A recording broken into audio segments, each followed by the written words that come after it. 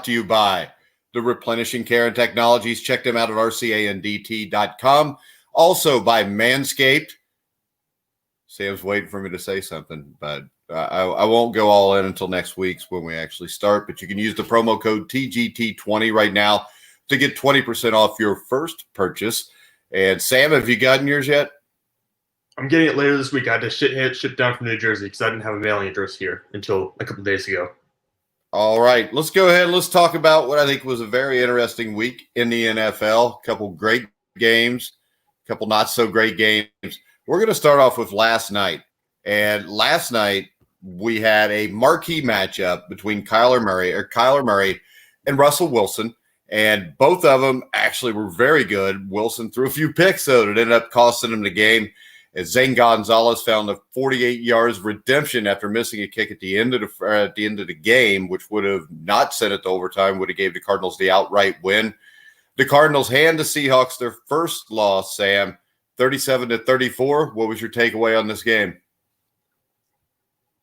My takeaway really was that the Seahawks aren't – well, their defense, obviously. The defense is the issue. I mean, they gave up 37 points to Arizona. And Kyler Murray had some big moments during the early season, but had also struggled incredibly and had some high turnover games. And the defense for Seattle really offered no resistance for most of the game. And they had one turnover on DeAndre Hopkins. They had an interception. And even with all that, they still gave up 37 points to the Arizona offense. And to me, the defense of Seattle, I know Russell Wilson's great, but when he struggles, when he has a bad game, this defense is not good enough to make up for that. All right, and welcome to the spotlight, Isaiah Simmons, who is an ultra-versatile Cardinal first-round pick who's been much maligned this season. But on a night when he had just one tackle, he made the biggest play by far in his young NFL career when he picked off Russell Wilson in overtime to set up Zane Gonzalez's winning kick. It was just one play, but it was a great play, Sam. Yeah, I mean, that's got to give you a huge confidence boost. I know he hasn't played a lot so far this year. People have been kind of asking questions because he was such a high draft pick. He was such a well-respected player in college for all he accomplished. People were wondering what was going on. But here, maybe this is the confidence boost he needs to kind of get himself going and start picking up plays and start seeing more playing time. All right. Now, the play that stood out to me, which we're going to share right now, was Budda Baker, who got run down by run down by DK Metcalf. Is this showing up on the screen all right? Yep, I can see it. All right. Now, this play to me, was it Don Beebe in the Super Bowl back in the day when the game was already won and he chases down Leon Lett and knocks the ball away? Let's see if we can get the video to work here.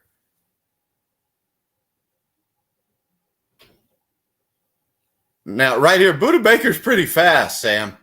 And the play DK Metcalf made here almost ended up winning the game later in the game. But he runs him down. And when you watch this, how fast is DK Metcalf? Yeah, that's just incredible speed. You see him overtake Russell Wilson. You see him just run down Budda Baker. And look at his strides. Look how much bigger his steps are than Budda Baker's. And Budda Baker's not a slow player, like you said. But DK Metcalf, this looked like an older brother versus younger brother kind of in the backyard almost with the way he was running him down. Yeah, and like I said, it ended up – I still don't know what Cliff Kingsbury was doing. By going for the field goal in there, or by not going for the field goal there, and it almost really cost him the entire game. Yeah, it really did. That was certainly a controversial decision, but I think he got greedy. Certainly he must have felt like, well, we got this great field position. We need to take something more out of this than just the field goal, and obviously that backfired. To me, you just have to take the field goal in that position, and you also have to call better plays. You cannot afford to not make a touchdown on that when you're so close, when you have such a big play against a Seattle defense, like I said, it has a lot of trouble. All right, so when we look at this, the thing I take away is this. If you're the Seahawks, the lack of defense is going to make this entire year one game after the other where Russell Wilson's got to make a play at the end of the game. Can you survive and make it to a Super Bowl that way? I really don't know. That's why when we talked about Green Bay versus Seattle, I think it was a couple of weeks ago when we were talking about who was the better team in the NFL, I said I would take Green Bay if they were going to go play each other in the playoffs. And that's partially because I think at some point it's going to catch up to you. You can't you can't rely on Russell Wilson to make the big play every single game. Because even as good as he is, he's not going to be able to do that every single week. Yeah, and I think the big thing here is to be the one seed because they're the only ones, I think, with the bye now, Sam. And I think if they get a 1 seed and he only has to pull it off twice, that's one thing. If they're not the 1 seed, he's got to do it 3 times just to get to the Super Bowl. That's asking an awful lot. Well, and you have a chance. I mean, if Arizona ends up being a wild card, there's a chance that you could see a Seattle-Arizona matchup in the first round if they don't get the 1 seed. And the Cardinals have given them trouble over the past 3 or 4 years. So if you're Seattle, you definitely want that 1 seed because you don't want to have to deal with a Cardinals team or anyone like that coming out in the wild card game. All right, we'll start off with these 2 games because they were the 2 that were the difference between me and you this week. You actually beat me. So miracles do happen. And when we look at this, the Pittsburgh Steelers 27, the Tennessee Titans 24. The Steelers built a comfortable 27-7 lead in the third quarter. From there, it slowly was whittled away as Ben Roethlisberger saw 2 interceptions give Tennessee life. They end up missing a field goal. Steven Gostkowski at the end of the game, 45 yards, misses it. I mean, this was a huge win for the Pittsburgh Steelers, especially on the road. Plus, I mean, I think the Titans have to be the prohibitive favorite in the AFC South.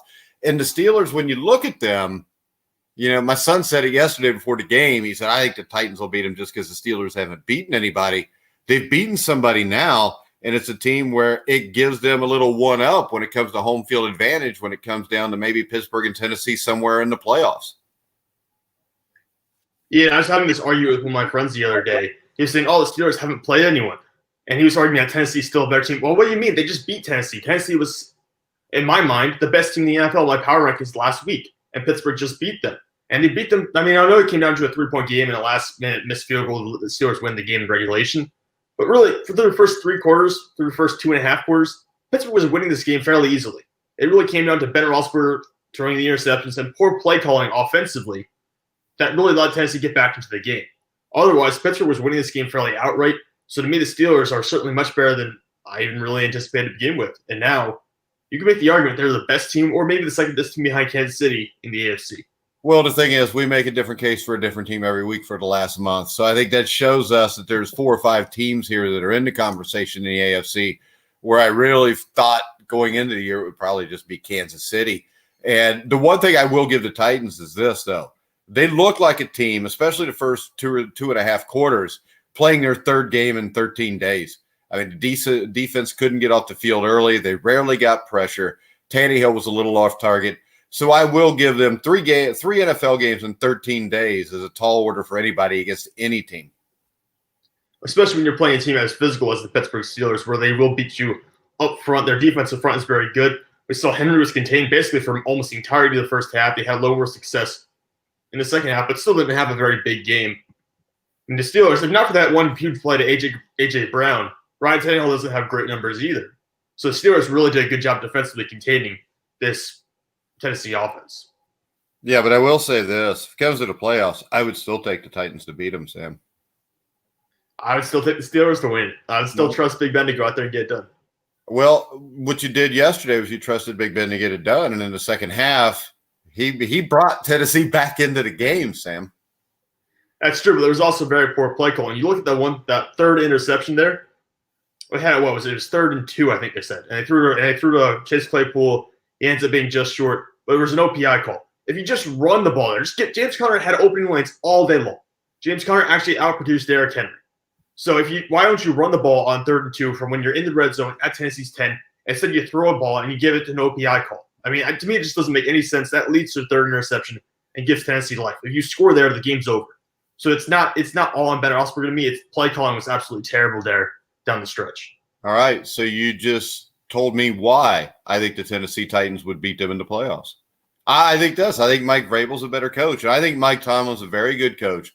But over the years, he's made decisions like that just make you wonder what in the hell he's thinking. I think he's a really good football coach. I don't think game management is one of his strong points. Well, Randy Fichtner, I'm pretty sure, is the one calling the plays, not Mike Tomlin. So okay, I don't want to hear that ever because that's absolute crap. Does Mike Tomlin have a headset on? Yeah. Is he not connected to the offensive and the defensive coordinator? Yeah, he's there. All right, I could tell you this. If I'm coaching a game and I'm connected to my OC and my DC, if I don't like a call, I'm going to tell them to change it. Yeah, I guess you got a point there. At the same time, Victor's been the guy who's been criticized for all this stuff, and he's come out and said he's owned it in the past where he's made mistakes. All right, so let's go back to this. If we look at the coordinators of the past for the Pittsburgh Steelers, hasn't there always been this issue? To some extent, not necessarily. I think early. What year was it? There was a year where it wasn't. A year or two where it really wasn't that bad. But yeah, there was a year or two of Mike Tomlin's 2 decades of service to Pittsburgh where it wasn't that bad. That was when Bruce Arians was there, correct? Yeah, that's what I was thinking about. All right, so, I mean, I don't get this because it's just like Bengal fans, which we'll get to in a minute, that want to have the defensive coordinator fired. But somebody had to hire the defensive coordinator, and that is typically the head coach. So you have to take responsibility for everything that goes on in your team. All right, so if I'm the head coach and the offensive coordinator makes a bad call, I'm never going to come out and say it's the offensive coordinator's fault because I knew what the call was, and I allowed the call to happen. That's fair. That is fair. To counter you, though, on the one point, you talked about the Steelers and how the play calling. Pittsburgh has a much better defense to me than Tennessee. It's significantly better. I don't care if they picked off Ben 3 times. The Steelers are a much better defense than Tennessee. They do as of right now, but I'm just telling you, I think Tennessee's defense is going to improve as the season goes on. I think Mike Vrabel's a really good football coach. All right, the older Tom Brady gets, which every week he gets a little older, it seems the better he plays. And I watched it yesterday. He misses a throw early, and my son goes, "Oh, he looked old there." And then the next throw he makes is a touchdown. And when you look at Tom Brady, I mean, Chris Godwin, the guys he's got that are good, the guys he's got to throw the ball to are amazing. He's got 2 good running backs. The defense is solid. And yesterday, the Raiders hung with him for about 2.5 quarters, and then that was it. And the guy that really impressed me the most out of all this was on the Tampa Bay defense yesterday, and that was Devin White, who was a madman on the pass rush. And it seems to me he continues to constantly elevate his place among the league's best linebackers. I mean, he and Devin Bush came in at the same time. And Devin White certainly is a great player from LSU. He's got a lot of speed, too. We saw him chase down Derek Carr. I think it was on a 4th down. Carr was trying to go get the first down. And White comes from across the field and knock him out of bounds. So, I mean, he's one of the fastest linebackers in the NFL right now. And if they find a way to incorporate him more into the pass rush, because he really wasn't that involved last year, if they find a way to use him in that role, I think they'll be even a better defense than they already are. And they already are the best run defense in the NFL. Yeah, and I think the thing about Devin White is this. He has a huge room for improvement because he's not very good in coverage. But he can go get the quarterback. And I think the difference is, I mean, I just think they're coached better this year. And they've kind of let Devin White loose, and Devin White on the loose. We saw what they did to the Green Bay Packers. The Raiders are a solid team, and they completely dominated the Raiders. Yeah, I mean, this is 2 weeks in a row now where they basically just run over teams that we thought were very good. Since losing to Chicago, they've really got locked down. Like Devontae Davis playing great. Devin White is obviously picking his game up. We're seeing just some high-level play from Tampa Bay Buccaneers, even from their secondary, that we haven't seen up to the last 2 or 3 weeks. And now they've gotten so much better, or they're looking much better at the very least, maybe more comfortable what they're doing. Even Scotty Miller. Scotty Miller was the leading receiver for Tampa Bay yesterday. If you can have Scotty Miller be the leading receiver on a team that has Chris Godwin, Mike Evans, Tyler Johnson, and soon to be Antonio Brown on the roster, I mean, that's just incredible to me. Well, the thing is this. If you look at the past of Tom Brady, we see that from game to game, where the different guy is the main guy. Hell, he made Chris Hogan look like a Pro Bowler sometimes. So with Tom Brady there in the NFC, I know we just talked about the Seahawks and the Packers, but to me right now, the Tampa Bay Buccaneers are the best team in the NFC. Yeah, I think we were talking about when we discussed my NFL power rankings last week that Tampa Bay would be in the top 5, and I said maybe by the end of the year. They'll be in the top 5 this week. They're playing at that level right now. Yeah, and I really think right now, I don't know if anybody's playing any better than what they're playing. You match them up with the Kansas City Chiefs. I mean, hell, they're the one team that may have just as many weapons, maybe not vertically, but they have just as many weapons on offense as Kansas City. And on defense, the Buccaneers are just better than the Chiefs. Well, yeah, and if you could, hypothetically, in that matchup, shut down Clyde Edwards-Helaire on the ground, put it all on Patrick Mahomes, you have a really good chance to win that game. The Buccaneers might be the best matchup for any team in the NFL at this point. All right, let's move on, and we'll go talk about my favorite topic, which is the Dallas Cowgirls, who got beat 25-3 by the Washington Redskins. I don't know what the Cowboys are going to do. To me, it looked like they completely quit in this game. I know they lost their second quarterback of the year, but they've got a patchwork offensive line. They're missing key players due to injury.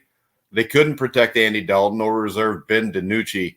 And when you look at this, I mean, hell, they might be the worst team in the NFC East, which makes them the worst team in the world if they don't get it together soon. And I don't see it happening.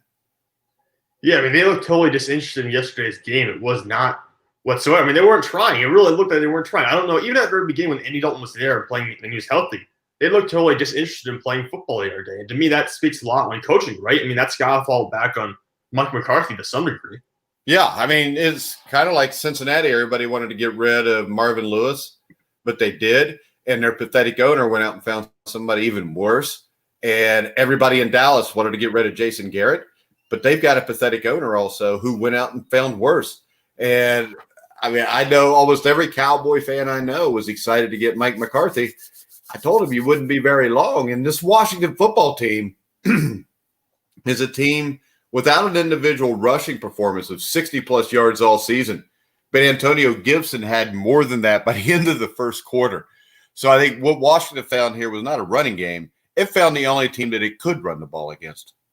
Pretty much. I mean, they absolutely destroyed the Dallas Cowboys. And if you want to, we can play this clip here of Andy Dalton getting hit. We can show you the replay of this hit because I know you want to talk about this, right? Yeah, I would love to see the hit. Let's see if we can get to go. So that's the hit. This is the angle from John Bostic taking the hit on Andy Dalton as he's sliding to the ground. So what are your thoughts on this? They threw John Bostic out of the game. They're not suspending him. What do you think about this? They're not suspending him? They're not suspending him. It was announced he won't be suspended. How could you not suspend him if player safety and helmet-to-helmet I mean, that's a quarterback that's obviously sliding and a player that went for his head. I mean, I think this. I think the biggest thing I have is this.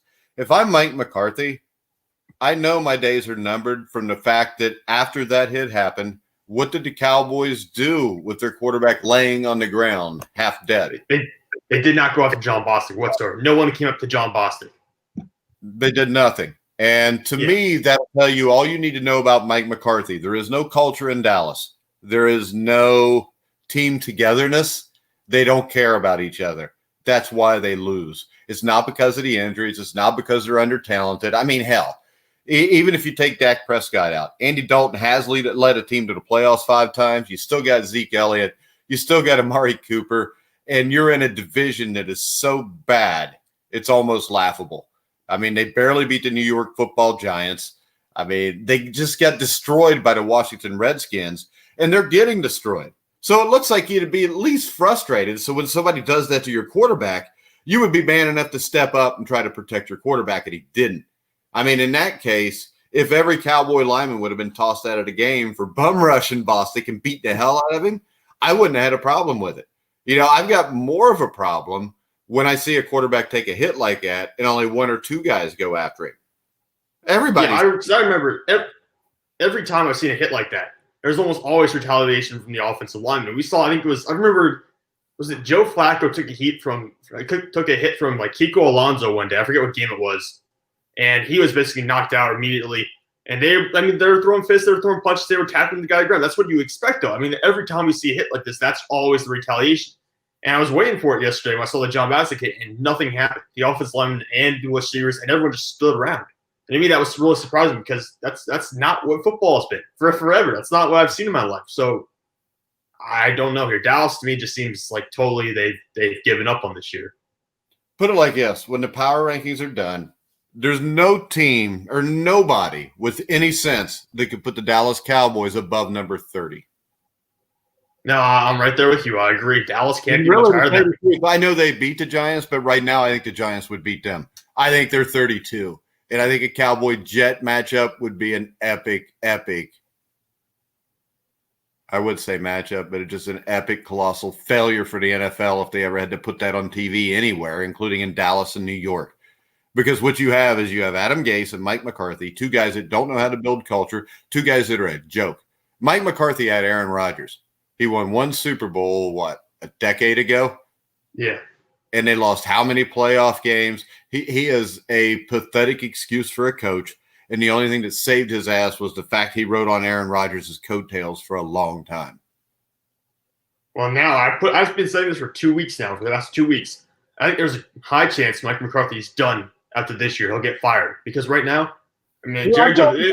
if I'm the owner and I watched the way that team played and the way they reacted to the quarterback damn near getting beheaded in the middle of the town square, I would have fired his ass when the game was over. Because he obviously does not command that locker room. I think all it's going to take right now is 1 or 2 star players go to Jerry Jones, who has invested a lot of money in them, and say, we don't want him here anymore. And that's probably all it would take to get rid of Mike McCarthy. Well, I would think that that's probably already happened, too. Yeah. I mean, there have been rumors coming out of that locker room already that they're not happy with the coaching staff. All right, next up, we've got – hold on, it's supposed to show it. Where was it? Oh, here it is. We've got the San Francisco 49ers who beat the New England Patriots 33-6. This was a little bit of a beatdown. Of course, the Niners ran the ball as they always do. Jeff Wilson ripped up 112 yards. I'll tell you what, when you look at the guys, Hasty picks up 57 yards. Kyle Juszczyk even got in on the action. To me, what it tells me is I think the San Francisco 49ers have, even with guys hurt, one of the best offensive lines in football. Garoppolo looked good. Brandon Ayuk, 6 receptions for 115 yards. Cam Newton was horrible yesterday. I don't know. I mean, I've been positive just because it's Bill Belichick. But if he somehow got this team to 6 or 7 wins, he might be the coach of the year. Yeah, we've really gone back and forth on this New England Patriots team, or at least I have. Entering the season, I thought they might be capped at 5 or 6 wins. After the first 2 or 3 weeks, I thought they might make the playoffs on our NFL. After the first 2 or 3 weeks, I said I thought they make the playoffs. I have flopped so far back and forth on this issue, just showing you that I have no understanding entirely of what's going on with them. But I think this. I think they're under-talented. They suck, but they've got Bill Belichick. So you hold out hope just because they've got Bill Belichick. But you can only do so much as a coach if you don't have the players. Yeah, and you asked me last week if it's time for the Patriots to sound the alarm. To me, I think it is now. And at this point, after this significant of a loss against the 49ers team, I think it's time to say this is probably a lost season for New England now. They've got no chance, in my opinion, of coming back from this. Do you go with Jarrett Stidham the rest of the year, or do you keep trying to Cam Newton? I mean, look, from what I've seen from Jarrett Stidham, I think you start Jarrett Stidham just because you have to see what's going to happen with him. From what I've seen from him, he's not the answer because, I mean, he's already made plenty of mistakes in the short amount of time he's played. But I would still think you have to go with Jarrett Stidham, right? You have to at least give it a shot. All right. I agree with you, Sam. And next up, we got the Kansas City Chiefs 43. Your Denver Broncos, who you thought could make the playoffs, 16. Probably the worst prediction you've ever made on here. And that's the thing that was a bitch was this. Patrick Mahomes didn't even play that great. He was like 15 to 23 for 200 yards, a TD. He took 3 sacks. But the Kansas City defense, played really well. Yeah, they basically manhandled Drew Lock, and they forced 2 fumbles, got 2 back from Melvin Gordon. So that's 4 turnovers right there. And they played really well. That's what we talked about. The Kansas City Chiefs, their defense to me is very unpredictable. So week to week, it can be really good. And other weeks, it's just kind of inconsistent or non-existent whatsoever. I think the Chiefs, when it comes time to play in the playoffs, I think that defense will be there for them, especially if Chris Jones is healthy, and he was yesterday. So I think this Chiefs defense, inconsistent, but when it comes down to it in the playoffs, they're going to be there for them. Yeah, and I mean, they really, when you look at it, if you look at the stats, you try to figure out how in the hell they scored 43 points. Next up, the Green Bay Packers got on track after an ass whooping last week. They beat the Houston Texans this week, 35-20. I think this was to be expected. I mean, the Texans don't have a lot outside of Deshaun Watson. And when you look at this, Green Bay got back on track. They won the game fairly comfortably. Devontae Adams was a beast. The Texans couldn't contain him. Aaron Rodgers played really well. I think this is what it was. It was a good football team beating up a bad football team. Yeah, and with Devontae Adams, he's the key probably to this whole offense. When he's healthy and he's playing, this team is almost unstoppable. But when he's hurt, when he's working back from injury, they're very inconsistent. And he's been dealing with injuries the past couple of years. So if I'm Aaron Rodgers, I say the key to this offense right now and the key to us performing well in the playoffs is making sure I have Devontae Adams fresh and healthy come postseason time. All right, Sam. We had the Saints and the Panthers. It was actually a hell of a football game. The Saints offense looked really good. But Carolina still looks like they're a legit contender when it comes down to it. I mean, I know they got starched a little bit or torn up a little bit by that defense or the Saints offense. But to me, I really, even though I said I thought the game would be close, I don't think that deep down I really thought it would be. And the fact that it's a 27-24 game and Drew Brees was 29 of 36 for 287 and 2 touchdowns. Alvin Kamara racked up 148 all-purpose yards. But the Panthers were still there.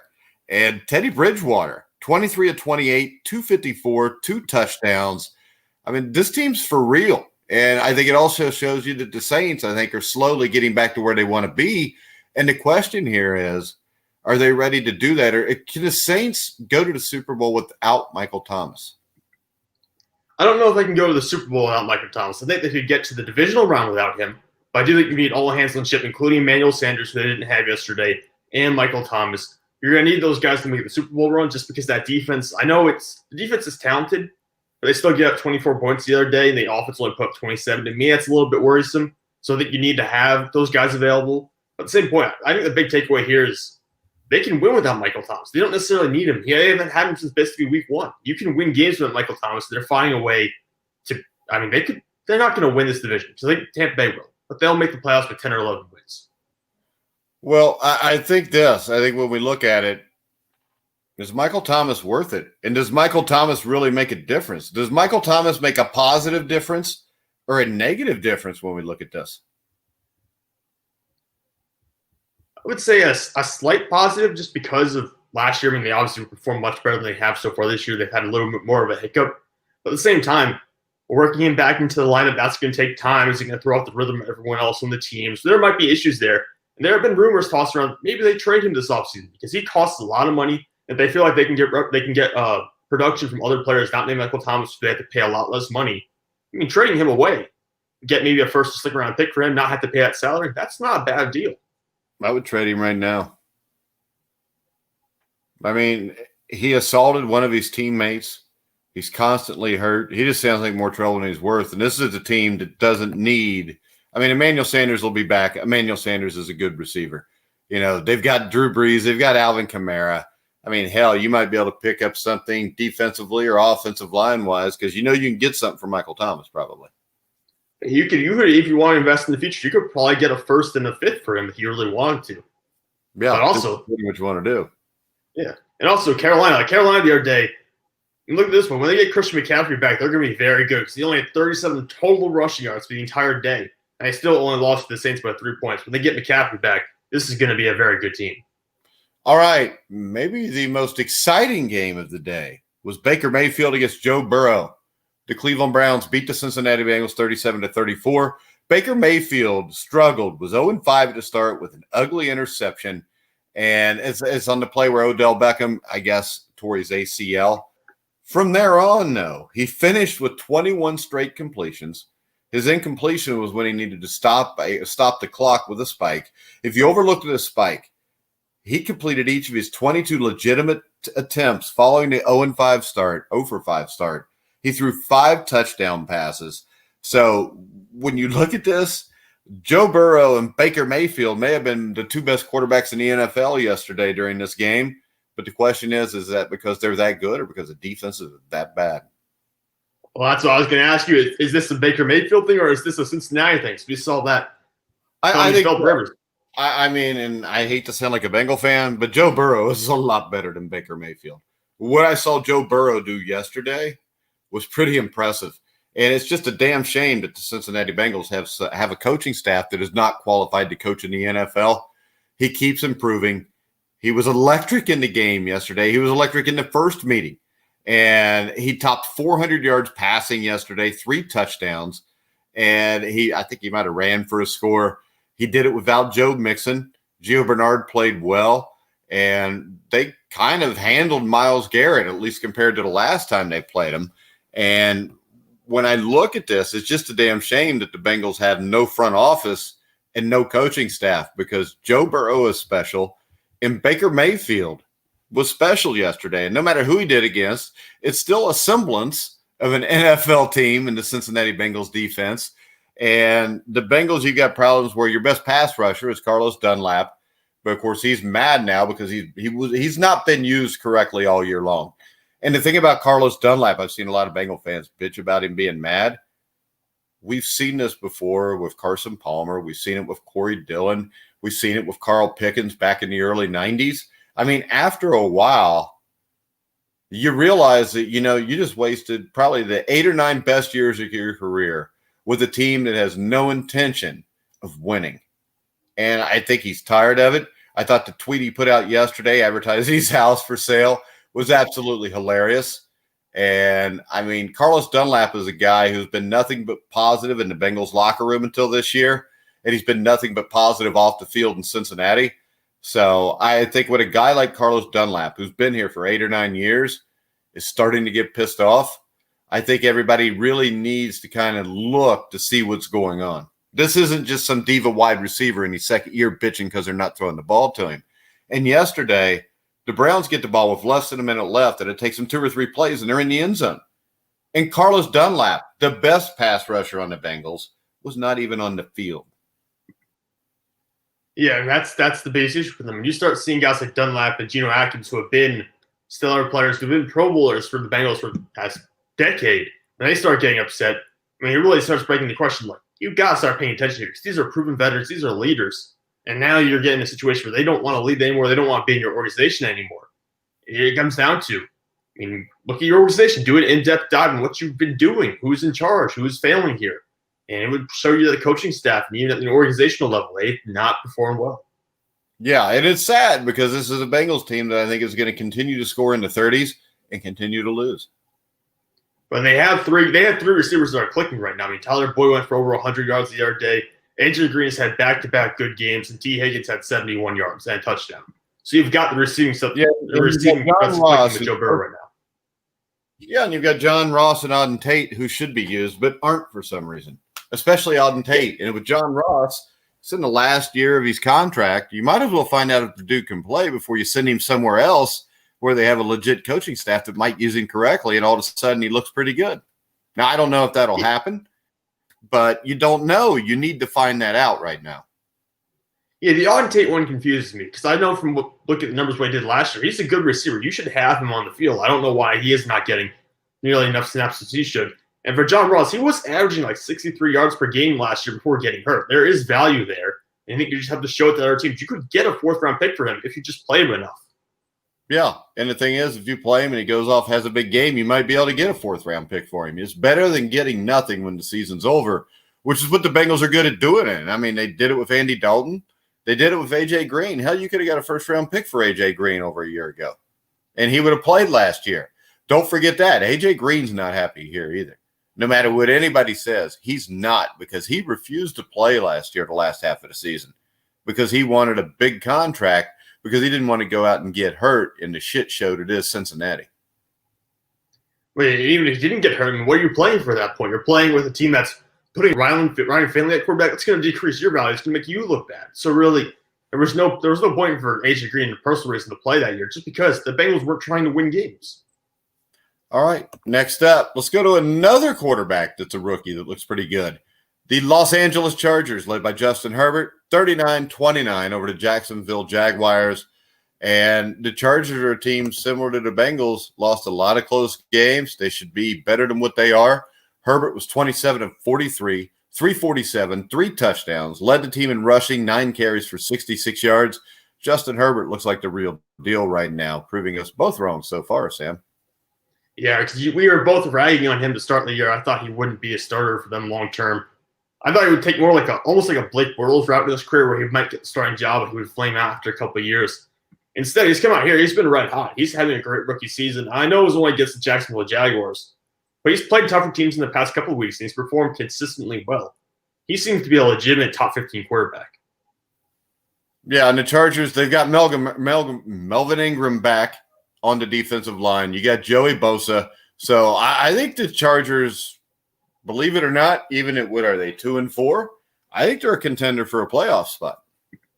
I don't know if I would go that far, Mike. I think they're certainly a good team. They're performing. I mean, their record's worse than their actual team performance so far. But they're kind of behind the 8 ball at this point. But remember this, the first couple of games was without Justin Herbert.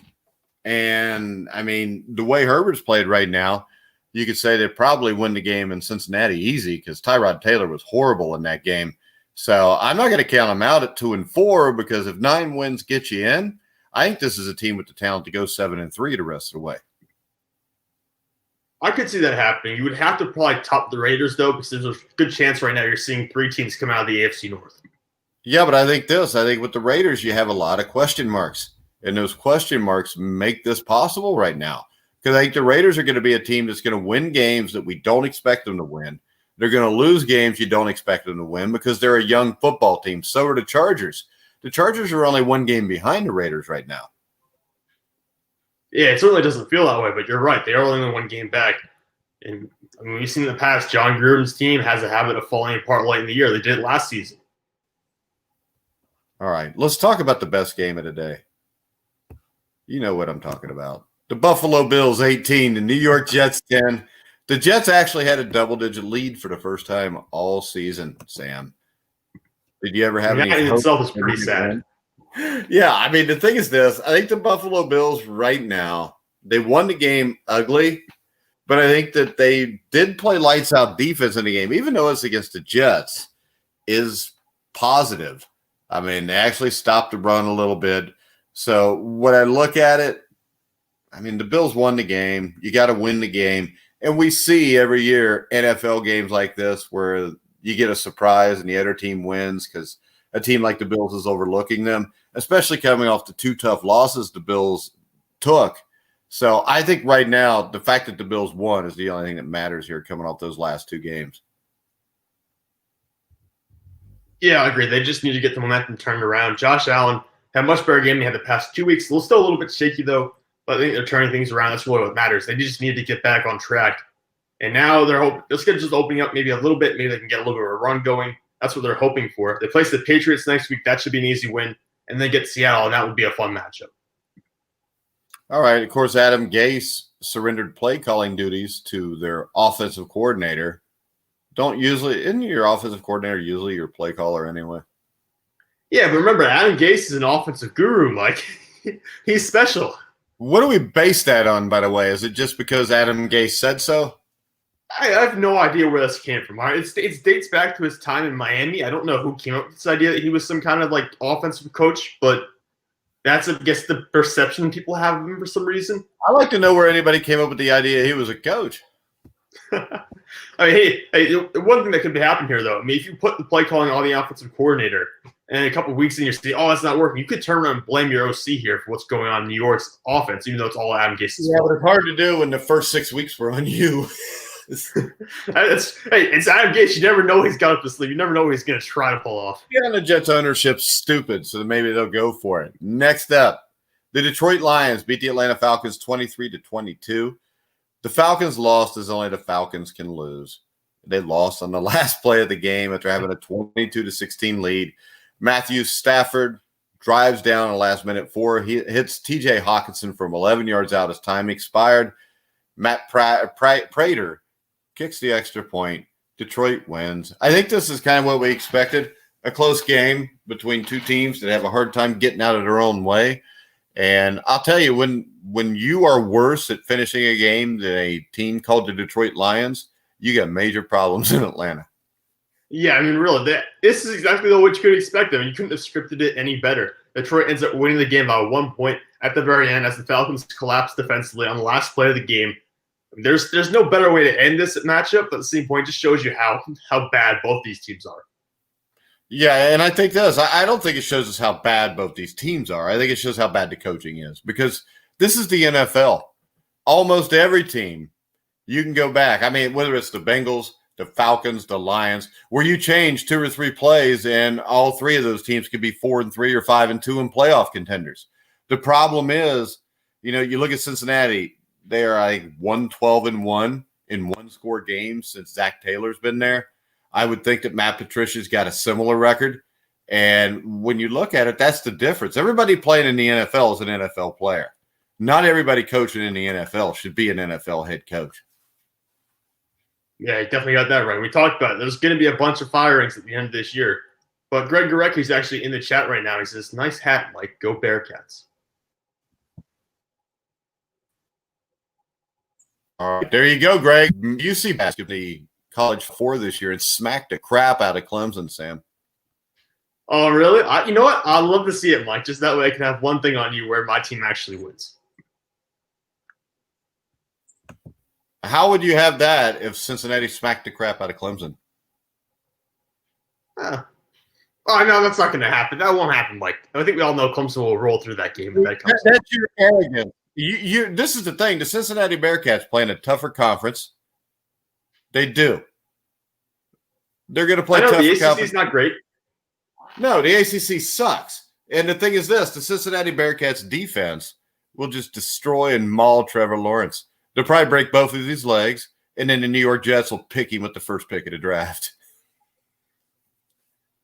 I mean, yeah, at this point, you have to Trevor Lawrence has to throw a couple extra interceptions on game days at this point just to try to fall at number 2 and get out of New York.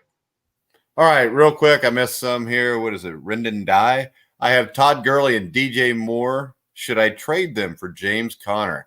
I want to get rid of Todd Gurley because I have Julio Jones. Neither one of us are huge fantasy guys, but I would do it for James Conner right now because I think this is the best James Conner has looked in his career.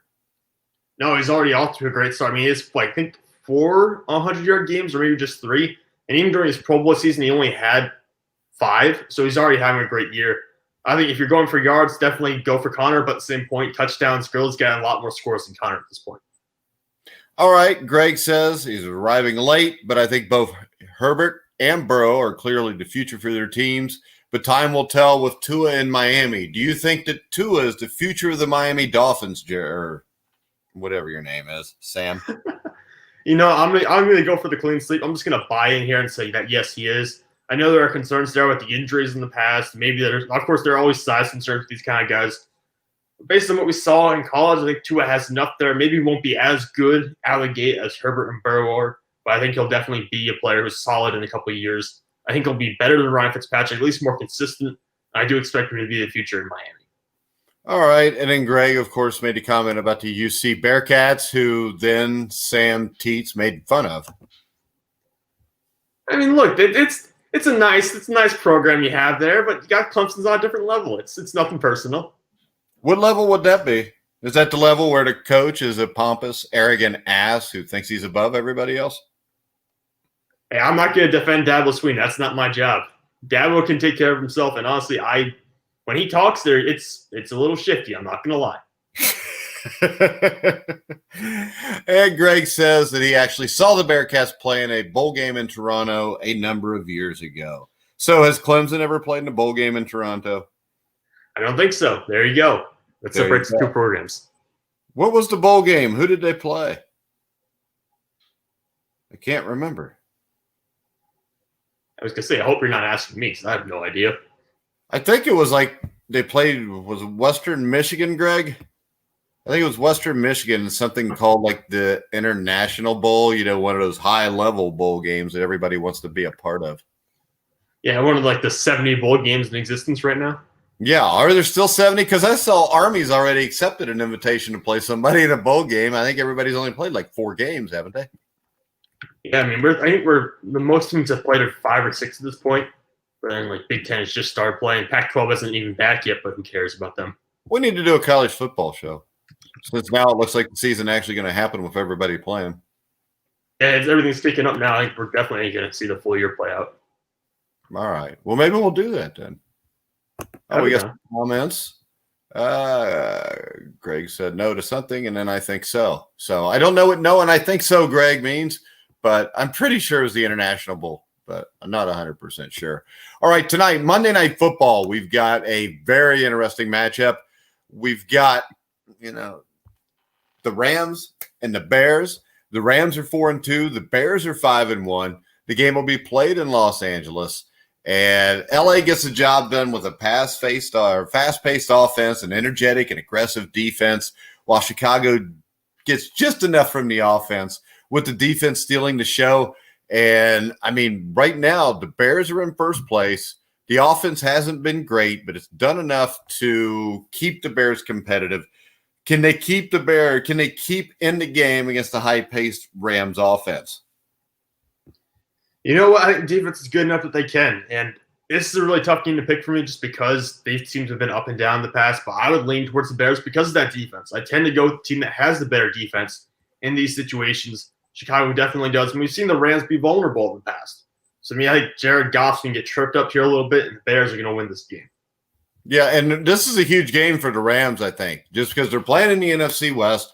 They have a chance here to come within a game of Seattle, and they're coming off a loss. They didn't play well, I think, the week before against the Giants, where, they didn't do a whole hell of a lot there either. And they are at home. Are they allowing any people? I figured they're not since it's California, right? I think they are. I think all places are allowing people at this point, I thought. Are you sure? I didn't know if California they would. I'll look it up. I'm pretty sure they're allowing fans in. No, they aren't. Never mind. I lied. All right. Greg said something. Greg says the game doesn't exist anymore, and it shouldn't, Greg, because I don't think there was too many people there, if I remember right. But it did give me the chance to touch base with former colleague, the late John Saunders.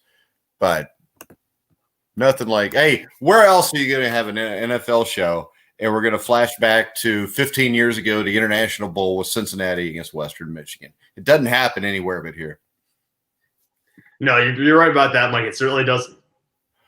All right, so who do you got tonight, Bears or Rams? Yeah, I'm just going to go with the Bears. I got the better defense. I think Khalil Mack's going to have a great game. I am a little concerned about what Aaron Donald's going to do to that Chicago offensive line, but I think the Rams are going to win this game. It'll be a low-scoring – the Bears are going to win this game. It'll be a low-scoring one, something along the lines of 24-21. All right, this is the third straight meeting over the last 3 years between these teams. The Bears won a defensive affair in Soldier Field at 2018. The Rams got payback at the Memorial Coliseum last year. I think right now when I look at this, I think Matt Nagy has done a really good job with this Bears team. I think Nick Foles makes a few plays tonight. I think the Bears defense will really give the Rams all kind of trouble. I like the Bears in this game 24-20, Sam. Yeah, it's going to be a low-scoring game. The Bears are not going to win if you score over 30 points. Well, if their defense throws up 3 touchdowns, they might. Well, yeah, but I'm probably expecting that to happen. It's going to be a low-scoring affair, and that's the best way for them to win these games. All right, what do you think about Antonio Brown signing with the Buccaneers? Yeah, I found that kind of surprising because Bruce Arians had said, I think just earlier this offseason, he had no intention of bringing Antonio Brown in. He had some experience with him in Pittsburgh. From what it sounded like, Bruce Arians had a real issue with bringing Antonio Brown and did not want to do that. So I was a little shocked that he signed off on bringing Brown in. Because that's what they said. They said it wasn't all Tom Brady said. He was the head coach, and the GM decided to bring Brown on board. So that caught me off guard a little bit. I didn't expect that to happen. I'm betting this was Tom Brady that wanted him. Oh, yeah, absolutely. He's been advocating for Brown to get back in the league basically since whenever he signed with Tampa Bay, he wanted him back already. And Jimmy G called handing Belichick his worst home loss as Patriot coach a cool week. I'm sure it was for Garoppolo. And probably Odell Beckham is out for the season with a torn ACL. Does that kill the Browns' chances to be a playoff team? No, they've actually performed fairly well with him off the field. So that's not a big shock to them. It's not actually probably a big issue. He's had one really good game against Dallas, but other than that, he's been relatively ineffective. All right, Greg says the International Bowl, which we're still talking about. We really are. In 2009, drew over 40,000 people, probably because Buffalo was playing. Probably was, because I think Buffalo's right across the border from Toronto. So there you go. If they would have just had Buffalo playing every International Bowl, it still would be around. Probably. And I think Turner Gill coached Buffalo for a while. I don't know if he still does or not. Have you ever heard of Turner Gill, Sam? I don't think so. Geez, Sam, come on. 1983, Nebraska Cornhuskers. A lot of people thought they were the greatest team in college football history. And then I've read about them. I've read about them in your article before. You have an article talking about like the top 15 teams in college football history. Yeah, 83 Nebraska was beating everybody's ass. I think their only really close game that year was I think they beat Oklahoma like 28-21 in a big rivalry. And then they played Miami of Florida. Miami of Florida, if I remember right, Greg can probably correct me here if I'm wrong because he's old like me. But I think going into that game, Miami was ranked like 5th. And Nebraska was ranked number 1. It was played at the Orange Bowl. So it was a home playoff game for the Miami Hurricanes. And earlier that day, I think Texas was ranked like number 2 and got upset by Texas or vice versa. Georgia had lost to Texas. I think they were ranked 2. It might have been Texas. But long story short, that night in Miami, probably the greatest college football game I think I've ever saw. They win 31-30. Miami does. They upset Turner Gill in Nebraska. Miami was actually up 17-0 at one point, which was a huge shock. And then 31-17, they were down. 31-24, they were down. Nebraska's down. They drive down. They score to make it 31-30. Tom Osborne could have kicked the extra point and got a tie and won the national championship, but he went for the 2. Turner Gill rolls out to the right. The ball's tipped away on a deflection. And that basically started that great run of the U, where basically from 1983 up to about early or late 90s, they were maybe the best program in college football during that time. So there's your Turner Gill history. Thank you for the history lesson yet again, Mike. I always appreciate them. Okay. Well, go back and get on YouTube and find a 1980, I think it's the 83. It was the 83 season. It would have been January 1st of 84. But Miami, Nebraska was the greatest college football game ever played. Now I'll go check it out right after the podcast ends. And here, Rendon Dye has a question for you, Sam, since you're our fantasy football guru. Or should I trade Todd Gurley for Kareem Hunt? Yeah, if you can do that, I would get Kareem Hunt. Absolutely. He's going to put up more yards. About Nick Chubb in right now because he's going to get a lot more carries than what he would if Chubb was there. Wait, Chubb's not coming back for a little while. Like you say, he's coming back soon, Rendon. He's not. It's going to be a couple of weeks. You're going to probably have Kareem Hunt being the starting back for another 5 weeks at least. Plus, you take Odell Beckham away too, which means they're really going to have to run the ball now. Well, and also Kareem Hunt plays a pretty big role in the receiving game. Usually, he's their receiving back. Odell Beckham means probably more touches in that area too. Yeah. All right, Sam, we're going to wrap it up. I want to make sure everybody checks out Replisha Care Technologies, RCANDT.com. Also, Manscaped. Use the promo code TGT20. Your balls will love you if you do. Isn't that right, Sam? Yep, that's right. All right, guys. Make sure you also go to Rockfin. Rockfin is, hey, you're welcome, Rendon. Rendon said thank you. Make sure you check us out tomorrow, Rendon. We're here 1 o'clock Monday through Friday. Also, check us out on Rockfin, where this show will be on Rockfin also after this. Podcast version on Spotify, iHeartRadio, iTunes, TuneIn. And really, Rockfin, they give you exclusive content from people, too. You can sign up for free. You pay $9.99 a month. You get all 4,000 collaborators there, including guys like Tom Lemming. So there's a lot of sports there. And really, Sam, maybe we ought to do the article in podcast form or in TV form for Rockfin and make it an exclusive. That'd be good. I mean, that would certainly help out, get us more content on that platform. Yeah. So make sure you check us out on Rockfin. Make sure you check out Manscaped so your balls will love you. Use the promo code TGT20 to get 20% off. So for now, for Sam Teets, I'm Mike Goodpaster. You've been listening and watching to The Grueling Truth, where the legends speak. See ya, Greg.